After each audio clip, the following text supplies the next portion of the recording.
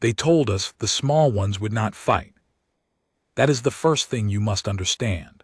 Before the ash, before the sound I still cannot unhear, before I learned the true shape of fear, we were told, plainly and by our betters, that the pale bipeds from the wet blue world would kneel. It was written in the assessment.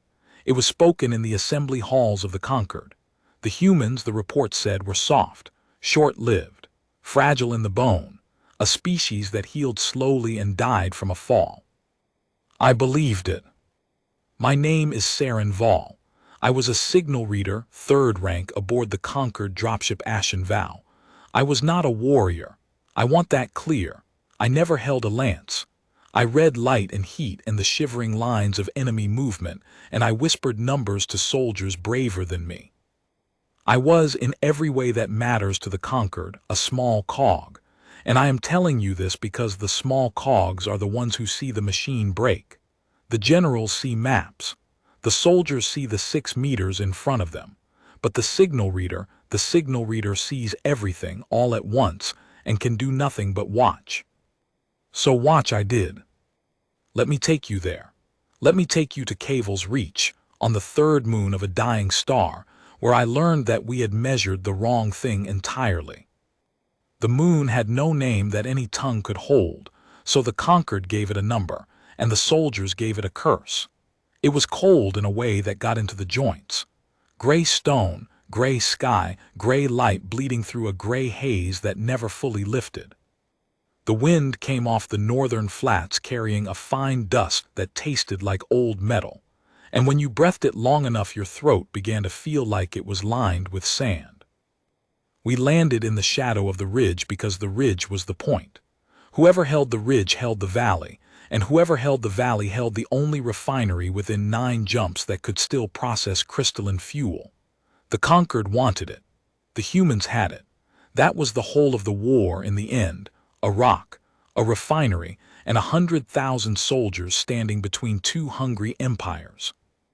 I remember the ramp coming down. I remember the way the cold hit us all at once, and how the veteran soldiers, the ones with scars in their chitin, didn't flinch and the young ones did. I flinched. I have never pretended otherwise. Our commander was a Tharn officer named Vesic. You have to understand what a Tharn is if this is going to mean anything to you. They are the war caste of the conquered. Big, a head and a half taller than me, with plated shoulders and forearms that could crack stone. They do not feel fear the way the rest of us feel it. It is bred out of them, or beaten out, or maybe it was never there. Vesic had fought in 11 campaigns. He had put down 2 rebellions on the rim worlds, and pacified a moon full of insects that fought with acid. He was, to me, the closest thing to a god I had ever stood beside. When Vesic looked out over that gray valley toward the human lines, he made a sound in his throat that I later learned was contempt. "Look at them," he said. Not to me, to the air, to the soldiers gathering behind him. "Look how they dig." I looked. The humans had dug in along the low ridge across the valley. Trenches. Actual trenches, carved into the frozen ground, ringed with wire and pale sandbags, and things I couldn't identify from that distance. It looked crude. It looked, honestly, like something a frightened animal would do, burrow into the earth and wait to be dug out. "They hide in holes," Vesic said, and now he was speaking to us, all of us, and there was a terrible confidence in it. "They cannot stand in the open. They have no plating, no caste, no unity. Each one is a scared little thing that wants to live." He turned to face us. His eyes in the gray light were the color of embers. "And a thing that only wants to live," he said, "cannot win a war." The soldiers made the low harmonic hum that passes among the conquered war caste for agreement. Even I felt it. It made sense. It matched the report. It matched everything I had been taught since I was hatched. We were so certain. I want you to hold on to that certainty. I want you to feel how solid it was, how reasonable, how earned by 10,000 years of conquered victory. Because I need you to feel it break the way I felt it break. Slowly. Then all at once. The first strange thing happened on the 3rd day. We had not attacked yet. The conquered does not rush. We build. We entrench. We bring up the heavy lances and the shield walkers and the artillery that fires seeds of light that bloom into fire on impact. It takes days. It is patient. It is, I always thought, the patience of a predator that knows the prey cannot run. On the third day I was at my station, reading the valley. My instruments painted the human lines in shifting color, heat here, movement there, the dull red signature of their machines. I had been reading them for 3 days and I had begun to feel like I knew them.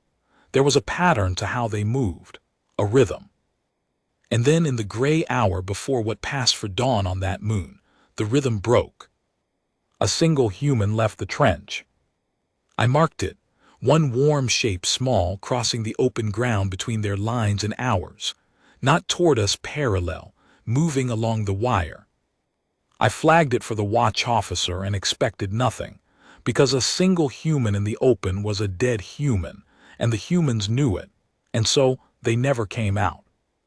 But this one did. I zoomed my optics, and I saw I still don't have good words for what I saw. The human was carrying another human, dragging it really by the harness across its chest. One of theirs had been caught in the open the night before, wounded in a probing skirmish, left in the dust between the lines. We had assumed it was dead. We had assumed they would leave it.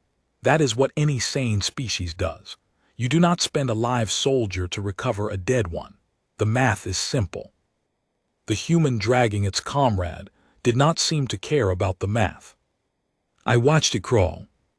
I watched it stop when our sentry lances swept the field, pressing itself flat into the dust, going still as stone, then moving again the moment the light passed. It took that human 40 minutes to cross ground I could have walked in 5. 40 minutes in the open, in the cold, in range of every weapon we had. Signal reader. It was the watch officer, a Tharn named Kal. Report. One human in the open, I said, recovering a body. Kal came and looked over my shoulder. He watched for a moment. Then he made the contempt sound, the same one Vesic had made. Sentiment, he said. They waste a soldier for a corpse. This is why they will lose. He ordered a lance to fire. I want to tell you I objected. I didn't. I was third rank and he was a Tharn, and the order was the order. The lance charged. I heard the whine of it building, and I watched through my optics as the beam came down. It missed. Not by much. The human had reached the wire, and the wire threw off the targeting, and the beam struck the frozen ground a body length behind it and threw up a gout of steam and shattered stone. The human did not stop. It did not even flinch the way I would have flinched. It hauled its comrade over the lip of the trench and dropped down out of sight, and it was gone. Kal grunted. Next time, he said, and walked away. But I sat there for a long moment, staring at the place where the human had vanished, and something cold moved through me that had nothing to do with the wind. They had crossed 40 minutes of open death for a body. And when we tried to kill them for it, they hadn't run. They hadn't panicked. They had simply kept going, the way water keeps going, the way something keeps going that has decided the outcome does not depend on whether it is afraid. I did not have a word for what I felt yet. I would find it later. The attack came on the 9th day. I don't mean our attack, I mean theirs. The conquered does not expect to be attacked. We are the tide. The enemy is the shore. The shore does not rush the sea. But on the 9th day, in the dead middle of the moon's long night, the humans came out of their holes. I felt it before I understood it, a wrongness in the readings, a sudden bloom of heat and movement all across the human line, and then the sound. You always hear the human sound before you understand it. It is not a battle cry the way the conquered makes them, that low unified harmonic.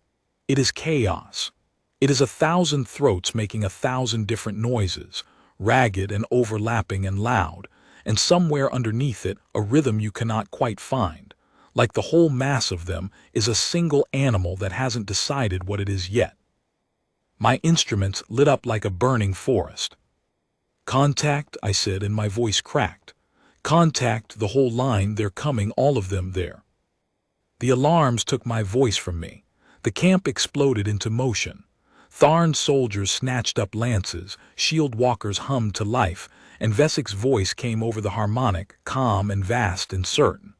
"Hold the wall," he said. "They break themselves on us. Hold and let them come." And they came. I have replayed this next part 10,000 times. In my sleep, in the quiet. I have tried to find the moment it turned, the exact instant, and I cannot, because it did not turn in a moment. It turned in 1,000 small refusals, one after another, until the sum of them was something none of us had a category for. The humans hit our wire and did not stop at the wire. They threw bodies onto it, living bodies, soldiers who lay down across the barbs so their comrades could run over their backs. I saw it in my optics and I did not believe it. I called it out and the watch officer told me I was misreading, that no soldier does that it must be equipment. It was not equipment. Our lances fired. Whole sections of the human charge simply vanished, flashed into steam and light. And the humans behind them ran through the steam, ran through the place where their friends had been a half-second before, ran through the settling ash of them and did not slow. There were so many. And each one that fell, 2 more came, and each one of them that fell, the wave behind them did not break. "Why don't they run?" someone said near me. A young signal reader, 2nd rank, her voice thin with something I recognized because it was in me too. "Why don't they run? We're killing them. They have to see we're killing them." They saw, that was the thing. That was the thing that got into my bones and has never left. They saw exactly what was happening to them. There was no confusion in their movement, no blind panic. They came forward knowing. They stepped over their own dead with their eyes open. And that is a thing the conquered had never faced, not in 10,000 years, because we had never fought an enemy that had done the math the way the humans had done it and decided the math did not rule them. Vesik's certainty held for the first 10 minutes. I heard it in his voice on the harmonic, steady and low. "Hold the wall, they break on us. Hold." Then the humans reached the wall. I need to tell you about the shield walkers, so you understand what happened next. A shield walker is a machine of war 3 times the height of a Tharn. It stands on 4 legs and carries a shield generator that throws a wall of hardened light, and behind that wall a whole squad can advance untouched.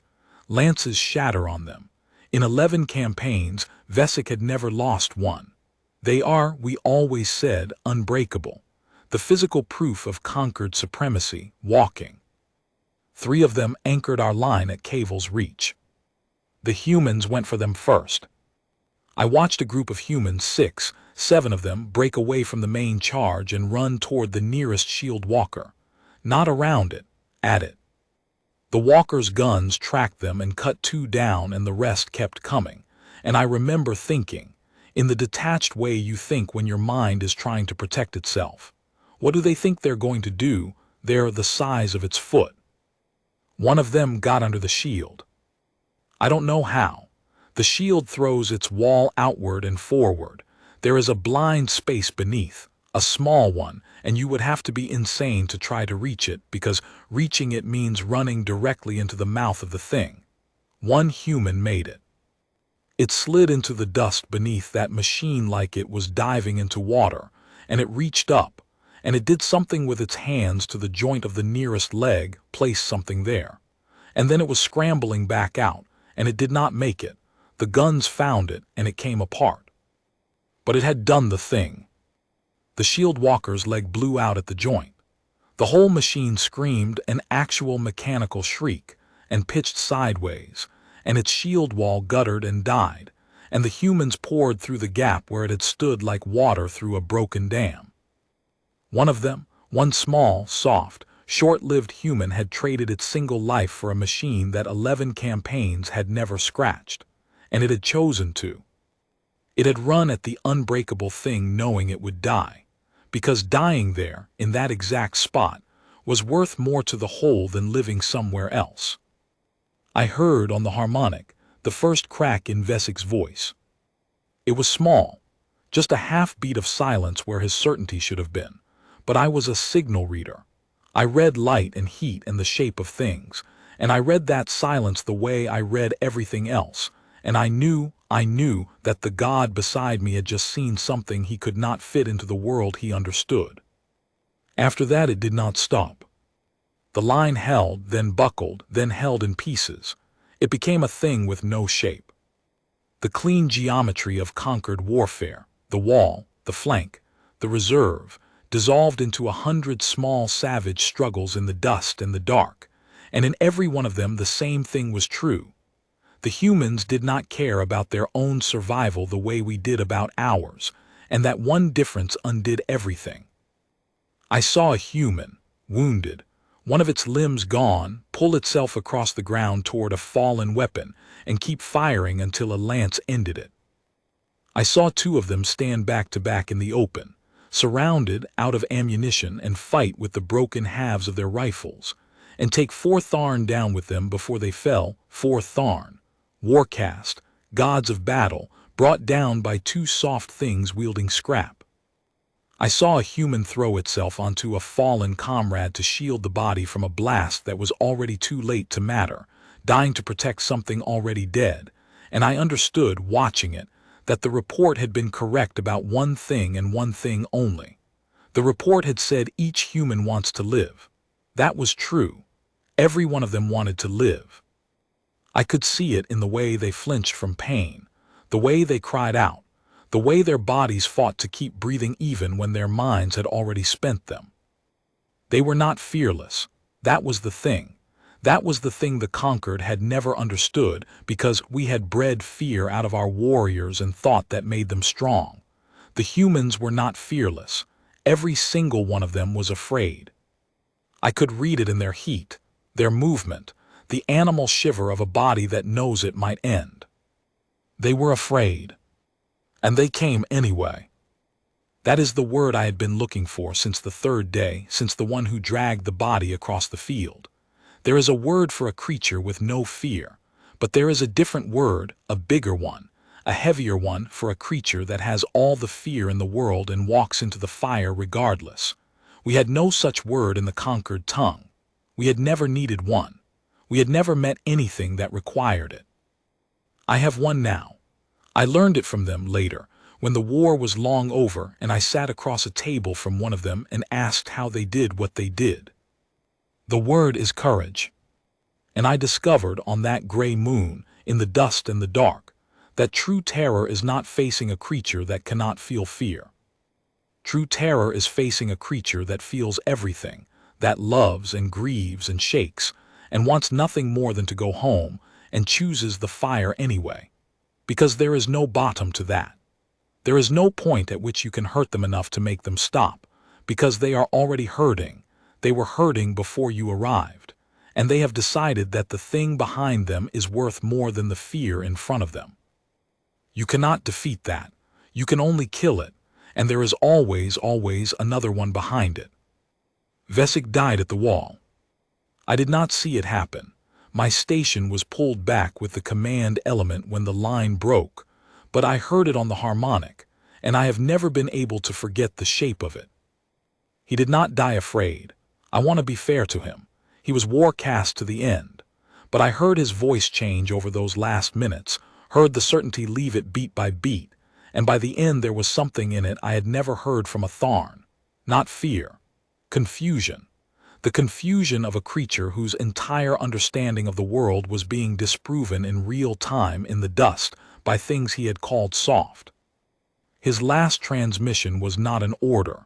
It was a question. He said, and I have it recorded, I have listened to it more times than is healthy, he said. Why won't they stop? That was all. Then the harmonic went quiet where his voice had been, the way a light goes out. Why won't they stop? I could have answered him. By then I understood. But there was no one left to answer and no way to say it, and so the question just hung there in the gray air over Cavel's reach, unanswered, the way it has hung over the whole conquered ever since. They won't stop because stopping is a thing you do when you are more afraid of dying than you are committed to what you're dying for. And the humans, God help us, The humans were committed to each other in a way we had bred out of ourselves 100 generations ago. We had made ourselves into a machine of castes and unity and cold advantage, and we had called it strength, and we had never noticed that we had traded away the one thing that actually wins wars. We had traded away the thing that makes a small, frightened creature drag a body across 40 minutes of open death. We had traded away love, and we had called it evolution. I survived because I ran. I am not proud of it. I am a signal reader. Running is the only battlefield skill I ever had. When the line broke past saving, the command element pulled back to the dropships, and I was command element by function if not by courage. And so I was on the Ashen Vow when it lifted off Cavel's reach and left the war behind. I watched the moon shrink in the viewport. The valley was burning by then, our fires and theirs mixed into one great gray-orange smear. And somewhere down in that smear the humans were still coming out of their holes, still crossing open ground for their dead, still afraid and still advancing, and they would keep doing it until the refinery was theirs, and it would be theirs, and everyone on that ship already knew it even if no one would say it. I remember the young signal reader, the second rank, the one who'd asked why they didn't run, sitting across from me in the hold, staring at nothing. She had a good mind. She'd read the humans as long as I had. We measured the wrong thing, she said finally, quietly, like a confession. I asked her what she meant. The report, she said, it measured how strong they were, how fast they healed, how hard their bones were, how long they lived. She looked up at me, and her eyes had the hollow look of someone who has watched a certainty die. It never measured how much they were willing to lose. I have thought about that sentence every day since. We had assessed the humans as warriors assess warriors, by the sword, the plate, the reach of the arm, and by every one of those measures they were nothing. Soft, short, slow to heal, quick to die. But a war is not won by the creature that can take the most. It is won by the creature that is willing to give the most. And on that scale, the only scale that turned out to matter, the humans were not soft at all. They were the hardest thing the galaxy had ever produced. Because there is a limit to how much any conquered soldier will give, a floor beneath which our bred-in caution will not let us go. And the humans had no floor. They would give everything. Every one of them, right down to the last shaking, terrified, homesick soldier in the last hole on the line. Give everything. That was the whole secret. That was the terror. The war for Cavel's reach is in the histories now, though the conquered tells it differently than I do. In the official record, it is a tactical withdrawal in the face of unforeseen enemy resolve. I have read it. It is very calm. It uses careful words. It does not use the word I use, which is rout, and it certainly does not use the word I learned across a table from a human years later. But I was there. I was the signal reader. I saw everything all at once and could do nothing but watch. And I am telling you the true version, the one that isn't in the histories, because someone should before I'm gone. We went to that moon, believing the small ones would not fight. We came away having learned that the willingness to fight was the only thing they had in abundance, and that it was enough, more than enough, to break 10,000 years of certainty against a gray ridge on a nameless moon. I have served the conquered for a long time since. I have watched us change slowly, the way an old creature changes reluctantly and only under great pain. We do not speak of the humans as soft anymore. We do not speak of them much at all, honestly. There is a silence around the subject, in the assembly halls, in the war-cast barracks. It is the silence of a people who met something they cannot categorize and have decided, quietly, never to meet it again if they can help it. But I speak of them, to anyone who will listen, because I think the silence is a mistake. I think we should say it plainly, the way I am saying it to you now. We did not lose to a stronger enemy. We lost to a weaker one that loved harder than we did, and was willing to lose more, and did not stop when the math said stop. I was Saren Val, signal reader, third rank, and I read light and heat, and the shape of things for the conquered for 40 years. And of everything I ever read on any battlefield, the truest reading I ever took was on a gray moon, in the dust and the dark, watching a small afraid creature drag a body across an open field for 40 minutes, because leaving it behind was a thing it simply would not do. I discovered what true terror was that day. It wasn't the machines, it wasn't the numbers, it wasn't even the dying. It was watching something that could feel every ounce of fear I felt, and choosing, over and over, one soft, frightened body at a time, to walk straight into the fire anyway. We had no word for it. They called it being human.